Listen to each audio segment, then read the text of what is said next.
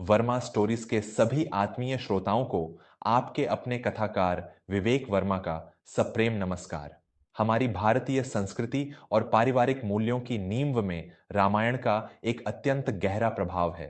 रामायण केवल एक ग्रंथ नहीं है, बल्कि यह रिश्तों की, मर्यादा की और प्रेम की एक ऐसी जीवंत पाठशाला है जिसके हर पन्ने पर जीवन का एक नया रहस्य छिपा है। आज मैं आपको एक ऐसी रहस्यमयी और अद्भुत कथा सुनाने जा रहा हूं जिसके बारे में बहुत कम लोग जानते हैं। आपने अक्सर सोचा होगा कि माता सीता, जो साक्षात जगत जननी थीं, जो अपनी एक दृष्टि मात्र से तीनों लोकों को भस्म करने की शक्ति रखती थीं, उन्होंने लंका में रावण जैसे महापापी को अपनी क्रोधाग्नि से जलाकर राख क्यों नहीं कर दिया? आखिर क्यों वे अशोक वाटिका में एक साधारण स्त्री की भांति विलाप करती रहीं? इस रहस्य का उत्तर छिपा है एक ऐसे वचन में जो चक्रवर्ती सम्राट दशरथ ने अपनी पुत्र वधू सीता से लिया था। यदि राजा दशरथ ने सीता के साथ वह काम न किया होता, यदि उन्होंने वह वचन न लिया होता, तो रामायण का इतिहास कुछ और ही होता। आइए आज इसी मर्मस्पर्शी और अलौकिक कथा की गहराई में चलते हैं। यह उस समय की बात है जब मिथिला नरेश राजा जनक की पुत्री वैदेही यानी हमारी माता सीता का विवाह अयोध्या के रघुकुल नंदन भगवान श्री राम के साथ संपन्न हुआ था। जनकपुर से विदा होकर जब चारों नवविवाहित वधुएं सीता, उर्मिला, मांडवी और श्रुतकीर्ति अयोध्या की पावन भूमि पर पधारी, तो पूरी अयोध्या नगरी में मानो स्वर्ग सा आनंद उतर आया था। नगर के हर घर को दीपों से सजाया गया था, हर मार्ग पर सुगंधी छिड़की गई थी। माता कौशल्या, कैकेयी और सुमित्रा के हृदयों में वात्सल्य का सागर उमड़ रहा था। महर्षि वशिष्ठ और महामंत्री सुमंत के चेहरों पर एक अद्भुत संतोष था, परंतु इन सबसे भी अधिक यदि कोई प्रसन्न था तो वे थे अयोध्या के अधिपति महाराज दशरथ। महाराज दशरथ के लिए सीता केवल एक पुत्र वधू नहीं थीं, वे उनके लिए साक्षात साक्षात देवी का स्वरूप थीं। राजा दशरथ ने जीवन भर अपने पुत्रों से अथाह प्रेम किया था, परंतु एक पुत्री का जो स्थान होता है वह सीता के आने से भर गया था। वे सीता को अपनी पुत्री से भी बढ़कर मानते थे। जब भी वे सीता को देखते, उनका हृदय एक असीम शांति और वात्सल्य से भर जाता। भारतीय परिवारों में आज भी यह परंपरा है कि जब कोई नई वधू पहली बार अपने ससुराल आती है तो एक बहुत ही सुंदर और पवित्र रस्म निभाई जाती है, जिसे हम पहली रसोई या चौका बर्तन कहते हैं। इस रस्म में नई वधू अपने हाथों से पूरे परिवार के लिए मिष्ठान या भोजन बनाती है। अयोध्या के राजमहल में भी इस रस्म की तैयारियां बड़े ही उत्साह के साथ शुरू हुईं। माता कौशल्या ने अत्यंत स्नेह के साथ सीता को राजमहल की विशाल और पवित्र रसोई का दायित्व सौंपा। सीता ने अत्यंत श्रद्धा और प्रेम भाव से रसोई में प्रवेश किया। उन्होंने निर्णय लिया कि वे आज अपने हाथों से खीर बनाएंगी। सीता साक्षात अन्नपूर्णा का स्वरूप थीं। जब वे खीर बना रही थीं तो गाय के शुद्ध दूध, सुगंधित चावल, केसर, बादाम और पिस्ते की महक से पूरा राजमहल सुवासित हो उठा। उस खीर में केवल भौतिक सामग्रियां ही नहीं थीं, बल्कि उसमें एक आदर्श पुत्र वधू का प्रेम, आदर और समर्पण भी घुला हुआ था। भोजन का समय हुआ। राजमहल के विशाल भोजन कक्ष में स्वर्ण जड्डित आसनों पर महाराज दशरथ अपने चारों पुत्रों राम, लक्ष्मण, भरत और शत्रुघ्न के साथ विराजमान हुए। सोने के थाल और कटोरियां सजाई गईं। वातावरण में एक पवित्र शांति और उल्लास था। तभी सीता अपने मुख पर एक सौम्य मुस्कान और हाथों में खीर का स्वर्ण कलश लिए वहां उपस्थित हुईं। उनके साथ उर्मिला, मांडवी और श्रुतकीर्ति भी सहायता के लिए खड़ी थीं। सीता ने सबसे पहले महाराज दशरथ के स्वर्ण पात्र में अपने हाथों से वह सुस्वादु और सुगंधित खीर परोसी। उसके पश्चात उन्होंने राम, लक्ष्मण, भरत और शत्रुघ्न के पात्रों में खीर डाली।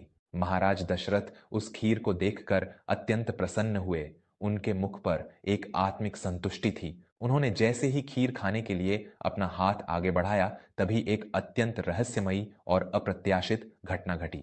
महल की खुली हुई बड़ी सी खिड़की से अचानक हवा का एक तेज झोंका आया। उस झोंके के साथ बाहर उद्यान से एक छोटा सा सूखा तिनका उड़ता हुआ आया और ठीक महाराज दशरथ की खीर की कटोरी में गिर गया। यह दृश्य वहां उपस्थित किसी और ने नहीं देखा, परंतु सीता की दृष्टि अत्यंत तीक्ष्ण थी। उन्होंने तुरंत देख लिया कि पिताजी की खीर में एक तिनका गिर गया है। अब सीता के समक्ष एक बहुत बड़ा धर्म संकट खड़ा हो गया। वो एक ओर राजकुल की मर्यादा थी और दूसरी ओर अपने ससुर का स्वास्थ्य और सम्मान। यदि वे महाराज दशरथ को वह खीर खाने से रोकती तो उन्हें भरी सभा में टोकना पड़ता, जो एक नई वधू के लिए मर्यादा के विरुद्ध था। भोजन के बीच में टोकने से महाराज का अपमान भी हो सकता था और यह एक अपशकुन भी माना जाता। और यदि वे चुप रहतीं तो महाराज दशरथ उस अशुद्ध खीर को खा लेते, जो सीता को किसी भी मूल्य पर स्वीकार्य नहीं था। एक आदर्श पुत्र वधू कभी यह नहीं देख सकती कि उसके पिता तुल्य ससुर के भोजन में कोई अशुद्धि हो। उस क्षण जब महाराज दशरथ का हाथ कटोरी तक पहुंच ही रहा था, सीता ने एक अत्यंत अद्भुत मार्ग चुना। उन्होंने अपने साक्षात आदि शक्ति स्वरूप का एक सूक्ष्म आह्वान किया। उनकी शांत और सौम्य आंखों में पल भर के लिए ब्रह्मांड को भस्म कर देने वाली क्रोधाग्नि जागृत हुई। सीता ने उस कटोरी में गिरे हुए तिनके की ओर एक तीव्र और ज्वलंत दृष्टि से देखा। उनकी दृष्टि पड़ते ही वह सूखा तिनका बिना कोई धुआं या अग्नि उत्पन्न किए उसी क्षण जलकर राख हो गया और खीर में इस तरह मिल गया जैसे उसका कोई अस्तित्व ही न हो। यह सब इतनी शीघ्रता से हुआ कि किसी को आभास तक नहीं हुआ। खीर पुनः पूरी तरह से शुद्ध हो गई, परंतु महाराज दशरथ कोई साधारण मनुष्य नहीं थे। वे देवराज इंद्र के मित्र और एक महान चक्रवर्ती सम्राट थे। उनकी इंद्रियां अत्यंत जागृत थीं। जब सीता ने उस तिनके की ओर अपनी अग्नि दृष्टि से देखा तो महाराज दशरथ की नजर अचानक सीता की आंखों पर पड़ गई थी। उन्होंने उस एक क्षण में सीता की आंखों में जो देखा, उससे वे भीतर तक कांप उठे। उन्होंने उन सौम्य आंखों में संपूर्ण ब्रह्मांड का संहार करने वाली ज्वाला देखी थी। उन्होंने देख लिया था कि कैसे केवल एक दृष्टि मात्र से वह तिनका भस्म हो गया। महाराज दशरथ अत्यंत चकित थे, परंतु उन्होंने अपने भावों को किसी के सामने प्रकट नहीं होने दिया। उन्होंने अत्यंत शांति से वह खीर खाई। वह खीर उन्हें अमृत के समान लगी, क्योंकि उसमें साक्षात जगदम्बा का वात्सल्य और शक्ति दोनों ही समाहित थे। भोजन के पश्चात सभी अपने अपने कक्ष में चले गए, परंतु महाराज दशरथ का मन शांत नहीं था। वे जान चुके थे कि उनकी यह पुत्र वधू कोई साधारण राजकुमारी नहीं है। कुछ समय पश्चात महाराज दशरथ ने एक दासी के माध्यम से सीता को अपने एकांत कक्ष में बुलवाया। जब सीता वहां पहुंची तो उन्होंने देखा कि महाराज दशरथ अत्यंत विचारमग्न अवस्था में बैठे हैं। सीता ने अत्यंत आदरपूर्वक प्रणाम किया और पूछा, पिताजी, क्या आपने मुझे स्मरण किया? क्या मुझसे कोई भूल हो गई है? महाराज दशरथ ने अपने स्थान से उठकर अत्यंत वात्सल्य भरे स्वर में कहा, नहीं पुत्री, तुमसे कोई भूल नहीं हुई है, बल्कि आज तुमने जो किया है उससे तुमने मुझे एक बहुत बड़े सत्य का दर्शन कराया है। सीता ने अपनी दृष्टि नीचे झुकाते हुए नम्रता से कहा, मैं कुछ समझी नहीं पिताजी, आप किस सत्य की बात कर रहे हैं? महाराज दशरथ ने एक गहरी सांस ली और अत्यंत भावुक होकर बोले, पुत्री सीते, आज भोजन के समय जो घटना घटी वह मेरी दृष्टि से छिप नहीं सकी। मैंने देखा कि कैसे एक छोटा सा तिनका मेरी खीर में गिरा और कैसे तुमने केवल अपनी दृष्टि मात्र से उसे भस्म कर दिया। मैंने उस एक पल में तुम्हारी आंखों में साक्षात महाकाली का, उस आदि शक्ति का स्वरूप देखा है, जो संपूर्ण सृष्टि को पलक झपकते ही भस्म कर सकती है। मैं जान गया हूं कि तुम केवल राजा जनक की पुत्री नहीं, बल्कि स्वयं जगत जननी हो। यह सुनकर सीता अत्यंत संकोच में पड़ गईं। वे नहीं चाहती थीं कि उनका यह स्वरूप किसी के सामने आए। उन्होंने अत्यंत कोमल स्वर में कहा, पिताजी, आप यह क्या कह रहे हैं? मैं तो केवल आपकी एक साधारण सी पुत्र वधू हूं। मेरा कर्तव्य था कि मैं आपके भोजन की शुद्धता का ध्यान रखूं। मैंने जो कुछ भी किया वह केवल एक पुत्री के रूप में अपने पिता के प्रति मेरा कर्तव्य था। महाराज दशरथ की आंखों में आंसू आ गए। उन्होंने कहा, मैं जानता हूं पुत्री कि तुमने वह सब मेरे सम्मान और मेरे स्वास्थ्य की रक्षा के लिए किया। तुम्हारा यह कृत्य तुम्हारे अपार प्रेम और मर्यादा का प्रतीक है, परंतु सीते, तुम्हारी वह संहारक दृष्टि अत्यंत भयंकर है। तुम्हारी उस दृष्टि में वह ताप है जो तीनों लोकों को जला सकता है। आज मैं तुम्हारे ससुर के रूप में नहीं, बल्कि एक पिता के रूप में तुमसे कुछ मांगना चाहता हूं। क्या तुम मुझे मेरा मांगा हुआ वचन दोगी? सीता ने बिना एक क्षण का विचार किए तुरंत उत्तर दिया, पिताजी, आपका अधिकार मेरे प्राणों पर भी है।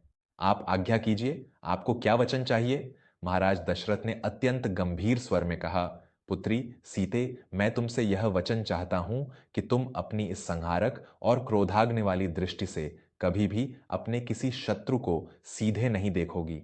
जब भी तुम्हारे सामने तुम्हारा कोई शत्रु आए, तो तुम्हारे और उस शत्रु के बीच हमेशा कोई ना कोई आवरण, कोई ना कोई वस्तु अवश्य होनी चाहिए। तुम कभी किसी को सीधे भस्म करने की दृष्टि से नहीं देखोगी। मुझे यह वचन दो पुत्री। सीता समझ गईं कि महाराज दशरथ के इस वचन के पीछे नियति का कोई बहुत बड़ा खेल छिपा है। उन्होंने अत्यंत श्रद्धापूर्वक अपना मस्तक झुकाया और बोली, पिताजी, मैं आपको यह वचन देती हूं, मैं आजीवन आपकी इस आज्ञा का पालन करूंगी। मेरे और मेरे शत्रु के बीच सदैव एक तिनके का आवरण रहेगा। मैं अपनी इस दृष्टि का प्रयोग सीधे किसी पर नहीं करूंगी। श्रोताओं, यह वह महान क्षण था जिसने भविष्य में होने वाले रामायण के सबसे बड़े युद्ध की नींव रखी थी। समय का चक्र घूमा, नियति ने अपना खेल खेला, महाराज दशरथ का स्वर्गवास हुआ, श्री राम को वनवास मिला और माता सीता का रावण द्वारा छल से हरण हो गया। अब आप उस दृश्य की कल्पना कीजिए, लंका की वह अशोक वाटिका जहां माता सीता चारों ओर से भयंकर राक्षसियों से घिरी हुई बैठी थीं। त्रिलोकी को जीतने वाला अहंकारी रावण प्रतिदिन वहां आता था। वह माता सीता को डराता था, धमकाता था और तरह तरह के प्रलोभन देता था। रावण अपनी शक्ति के नशे में इतना अंधा था कि वह यह नहीं जानता था कि वह जिसके सामने खड़ा होकर अहंकार से बात कर रहा है, वह साक्षात वह अग्नि है जो पूरी लंका को एक क्षण में राख कर सकती है। जब भी रावण सीता के सामने आता और अपने कटु वचन कहता, सीता कभी भी रावण की आंखों में नहीं देखती थीं। वे तुरंत भूमि से एक सूखा तिनका उठाती थीं और उस तिनके को अपने और रावण के बीच में रख लेती थीं। वाल्मीकि रामायण और रामचरितमानस में इस बात का स्पष्ट उल्लेख है कि माता सीता तिनके की ओट लेकर ही रावण से संवाद करती थीं। जब रावण अपनी सीमाएं पार करने लगता, तब सीता उस तिनके को देखते हुए कहती थीं, रे दुष्ट रावण, तू अपनी मर्यादा भूल रहा है। तू नहीं जानता कि तू किसके प्रताप को चुनौती दे रहा है। मेरे स्वामी श्री राम के बाण तुझे इस परिवार नष्ट कर देंगे। रावण सोचता था कि सीता एक अबला और असहाय नारी हैं, जो डर के मारे एक छोटे से तिनके के पीछे छिप रही हैं। वह अज्ञानी यह नहीं जानता था कि सीता उस तिनके के पीछे छिप नहीं रही थी, बल्कि वह तिनका तो रावण की रक्षा कर रहा था। यदि वह तिनका वहां नहीं होता और सीता अपनी उस क्रोधाग्नि से रावण को सीधे देख लेती, तो रावण उसी क्षण भस्म होकर राख के ढेर में बदल जाता। माता सीता उस समय भी महाराज दशरथ को दिए गए उस वचन का पालन कर रही थीं। उन्होंने अपने ससुर को वचन दिया था कि वे कभी अपने शत्रु को सीधे नहीं देखेंगी। उनके और शत्रु के बीच एक आवरण रहेगा। वह छोटा सा घास का तिनका उसी मर्यादा, उसी वचन का प्रतीक था। एक आदर्श पुत्र वधू ने विषम से विषम परिस्थिति में भी अपने ससुर को दिए गए वचन को नहीं तोड़ा। अब जरा सोचिए, यदि महाराज दशरथ ने सीता के साथ यह काम न किया होता, यदि उन्होंने सीता से वह वचन न लिया होता, तो क्या होता? यदि महाराज दशरथ ने वह वचन न लिया होता, तो जब रावण ने माता सीता का हरण किया था, या जब वह अशोक वाटिका में उन्हें अपमानित कर रहा था, तब सीता उसे अपनी केवल एक दृष्टि से वहीं भस्म कर देती। यदि रावण वहीं भस्म हो जाता, तो श्रीराम को लंका पर चढ़ाई करने की आवश्यकता ही नहीं पड़ती। वानर सेना का निर्माण नहीं होता, राम रावण का वह महायुद्ध नहीं होता। और सबसे बड़ी बात, इस संसार को यह संदेश कैसे मिलता कि बुराई चाहे कितनी भी शक्तिशाली क्यों न हो, सच्चाई और धर्म के मार्ग पर चलकर ही उसे हराया जा सकता है। श्री राम का अवतार एक आदर्श मनुष्य की स्थापना के लिए हुआ था। उन्हें अपने पुरुषार्थ और धर्म के माध्यम से रावण का वध करना था, ताकि आने वाले युगों तक मनुष्य को यह शिक्षा मिले कि कर्म और धर्म का मार्ग ही सर्वोपरि है। यदि सीता रावण को भस्म कर देती, तो श्री राम का उद्देश्य ही अधूरा रह जाता। महाराज दशरथ ने अनजाने में ही सही, लेकिन एक बहुत बड़ी ईश्वरीय लीला में अपनी भूमिका निभाई थी। उन्होंने सीता से वह वचन लेकर राम कथा के उस महाकाव्य को जन्म दिया जो आज हम सबके हृदयों में बसा है। यह कथा हमें यह सिखाती है कि भारतीय परिवारों में बड़ों द्वारा लिए गए निर्णय और दिए गए संस्कारों का कितना गहरा महत्व होता है। एक ससुर का अपनी पुत्रवधू पर विश्वास और एक पुत्रवधू का अपने ससुर के वचनों के प्रति समर्पण, यही हमारे भारतीय परिवार की असली ताकत है।